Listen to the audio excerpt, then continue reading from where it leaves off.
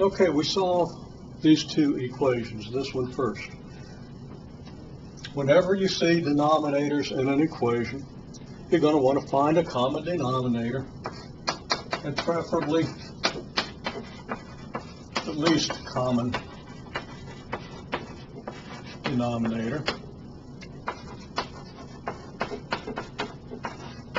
and multiply through by it, by the least common denominator.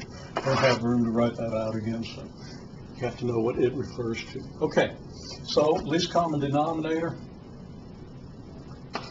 Well, your denominators are x and 4. So 4x is the least common denominator. What does it mean to be the least common denominator?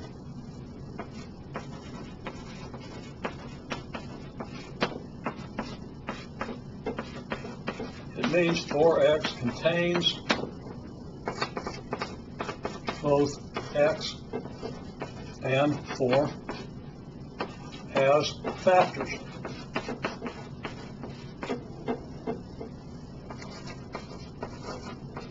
And no smaller expression does. You can look up other definitions that are equivalent to this one. Okay, that means that is 4 a factor of 4x? Well, yeah, you can divide 4 out of this equation and get a perfectly good remainder. And x is a factor. It just means that, well, it's clear that x is a factor of 4x. 4 is a factor of 4x. And if you don't have at least 4x in your common denominator, it's not going to contain x and 4 as factors. Okay, having found the least common denominator, now it would be okay to use any common denominator, but you're better off using the least common denominator because it's going to give you a simpler equation in the long run. It's going to make it more likely that you'll be able to solve the equation that you get. Okay, so 2 over x plus 3 over 4 equals 5. We multiply both sides.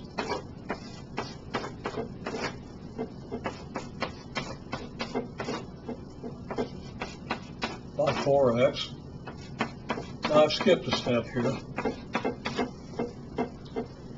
If we multiply both sides, we're going to get 4x times the quantity, 2 over x plus 3/4. But then the 4x is going to distribute through here, and this is what you're going to get if you multiply the left-hand side by 4x and use the distributive law. Make sure you understand that. Okay, well, what's 4x times 2 over x? Well, that's 4x times 2 is 8x. So that's 8x over x. 4x times 3/4, well, 4x times 3 is 12x over 4, equals 4x times 5, that's 20x. Okay, how does that help us? Well, 8x over x is just 8. 12x over 4 is just 3x, and that equals 20x. And now we have an easy linear equation to solve, whereas when we started, we didn't have what looked like a linear equation. So multiplying through by the common denominator greatly simplifies what we're looking at. If at all possible, you want to get rid of all fractional expressions in an equation. That's almost a hard and fast rule. I can't think right off the top of my head of a case where you wouldn't want to do that. So I'm going to say, unless you find a good reason to do otherwise, always get rid of your denominators by finding the least common denominator and multiplying the whole equation by that common denominator. Now let's look at this equation. 2 over x plus 3 over 4 equals 5 over x minus 2. Now your least common denominator is going to be it's got to contain x, 4, and x minus 2 as factors.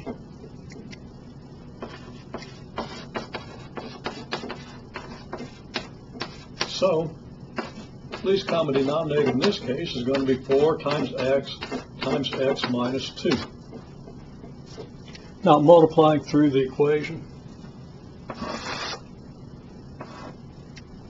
we get 4x times x minus 2 multiplied by 2 over x plus 4x times x minus 2 multiplied by 3 over 4. Hope I don't run out of room here. I'm not sure I get this in. Equals 4x times x minus 2 times 5 over x minus 2. I think I managed to make that legible. Again, we're multiplying this denominator by both sides. Well, we distribute the multiplication through the addition here. We get this. Least common denominator times 2 over x plus least common denominator times 3 over 4 equals 4x times x minus 2 times 5 over x minus 2. Okay, so everything's good.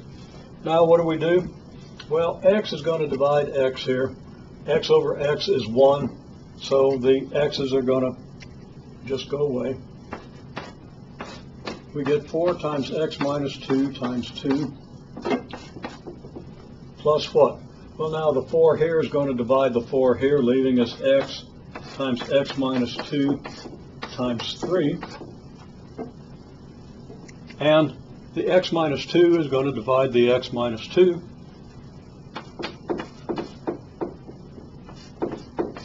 Leaving us just 4x times 5. Then we simplify each term. 4 times 2 is 8. 8 multiplied by x minus 2 is going to be 8x minus 16. X times x minus, well, we're going to end up with 3x times x minus 2. 3x times x is 3x squared. 3x times negative 2 is negative 6x. So that this becomes 3x times x minus 2, which is equal to this. And over here we get 20x. Okay, what kind of an equation do we have at this point? You want to think about that. Okay, what kind of equation is this? You should pause and think about it. You should be done pausing and thinking about it. Still time to pause. Okay, this is a quadratic equation. It has x squared terms, it has x terms, and it has constant terms. It can be put in the form ax squared plus bx plus c equals 0. Okay, well, the ax squared is going to be our 3x squared. Our x terms, well, we got 8x minus 6x, that's 2x. But we got 20x on this side, which is going to have to be subtracted from both sides. And subtracting that from 2x, we get negative 18x. And then minus 16 equals 0. Then we have to attempt to solve this, but I'm not going to do that. We've done quadratic equations. You know how to solve quadratic equations. You try to factor it. It might be pretty tricky to factor, but I don't know if it factors or not. I didn't make it up so that it would factor, but there's a non-zero chance that it could factor. If it doesn't factor, you're going to use the quadratic formula, or you could complete the square.